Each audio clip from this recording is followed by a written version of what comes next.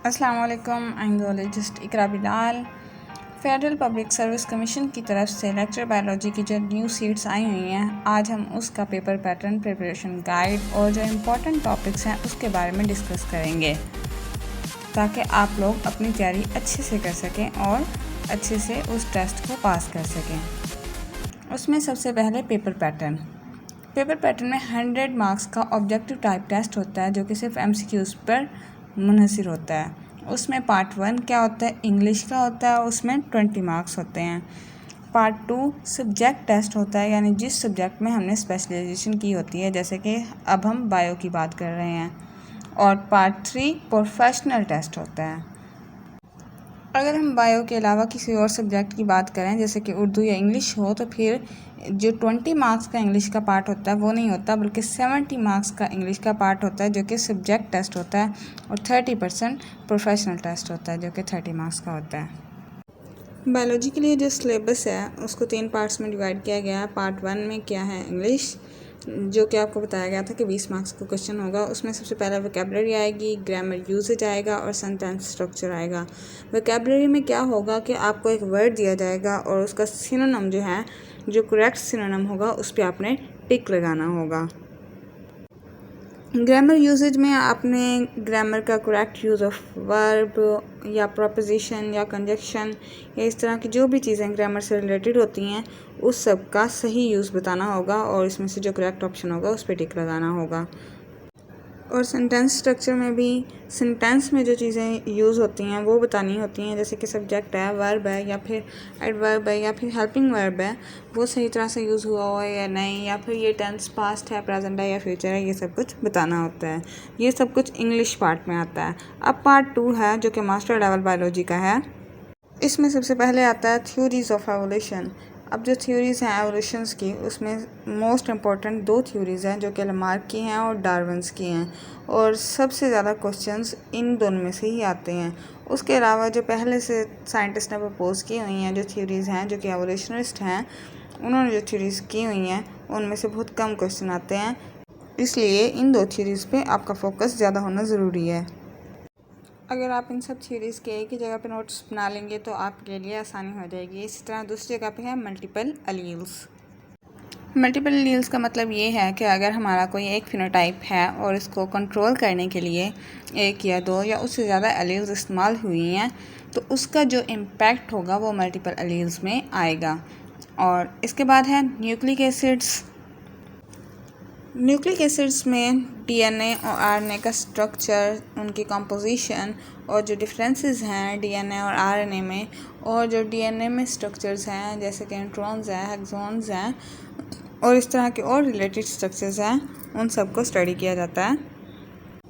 Next है जी cell division. Cell division में mitosis, meiosis और उसके अलावा उनके जितने भी फेज़ हैं वो सब आ जाते हैं।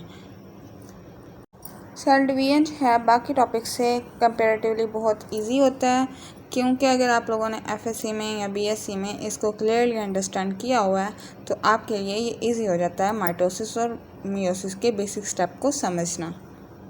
उसके बाद है न्यूट्रिशन। न्यूट्रिशन में जो फूड के तमाम न्यूट्रिएंट्स हैं, जिसमें कार्बोहाइड्रेट्स हैं, फैट्स हैं, प्रोटीन्स हैं या फिर मिनरल्स हैं, वो तमाम आ जाते हैं और इन सब को अंडरस्टैंड करना लाजिम है। नेक्स्ट है इकोसिस्टम। इकोसिस्टम मीन्स इकोलॉजी में जितना भी शुरू से आपका है बेसिक लेवल से ऑर्गेनिजम्स तक लेवल तक, स्पीशी लेवल से ऑर्गेनिज्म या फिर इकोसिस्टम या बायोस्फीयर लेवल तक जितना भी है वो आपने रिवाइज करना है। और उसके बाद सबसे इम्पोर्टेंट ये है कि इकोसिस्टम का जो टॉपिक है, ये चैप्टर है किसी भी बुक के अंदर, वो आपने अच्छे से अंडरस्टैंड करना है। उसके बाद है Mendelian law of inheritance. Mendelian law of inheritance में 2 लॉज होते हैं, जो कि लॉ ऑफ इंडिपेंडेंट असॉर्टमेंट और लॉ ऑफ सेग्रीगेशन है। ये 2 लॉज ही सिर्फ काफ़ी नहीं है, बल्कि इनहेरिटेंस का मतलब ये है कि उसमें जो डिजीज़ पाई जाती हैं उनकी प्रेडिक्शन करना भी लाजिम होता है कि इतने % जो इंडिविजुअल हैं वो अफेक्ट होंगे और इतने % जो हैं वो कैरियर होंगे एट्सट्रा।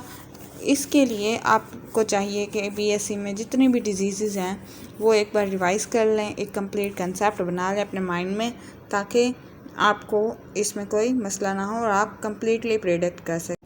बेसिक तो वैसे सिंपल ही होता है, बस ये आपने याद रखना होता है कि जो एलील है वो डोमिनेंट है या रिसेसिव है, या वो एक पे ऊपर प्रेजेंट होता है या फिर दोनों के ऊपर एक्स और वाई क्रोमोसोम के ऊपर प्रेजेंट होता है। तो उसके बाद आप लोगों ने क्या करना है कि एक्स और वाई का टेबल बना लेना है और उसमें से प्रेडिक्ट कर लेना है।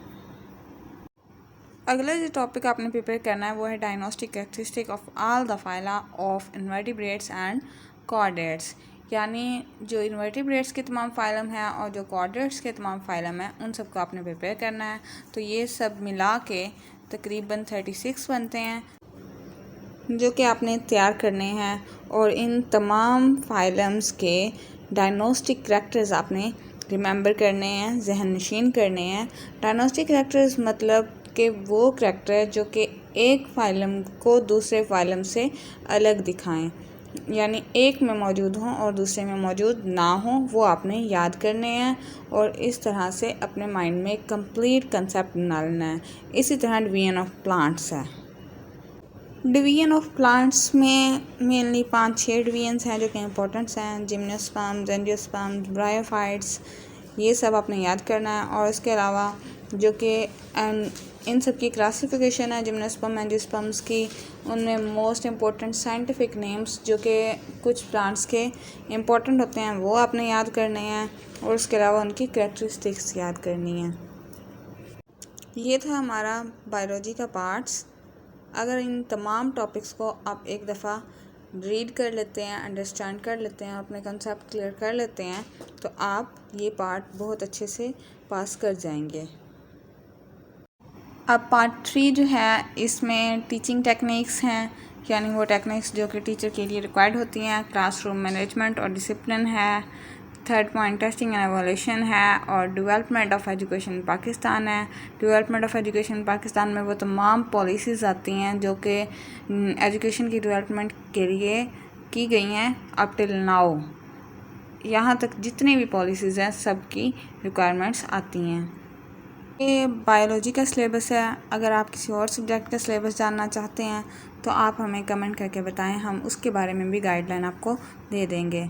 अगर आपको हमारी वीडियो अच्छी लगी है तो प्लीज़ इस वीडियो को लाइक कर दें, चैनल को सब्सक्राइब कर दें और कमेंट में हमें बताएं अगर आपको कोई मसला हो या कोई क्वेश्चन हो। Stay connected. अल्लाह हाफ़िज़।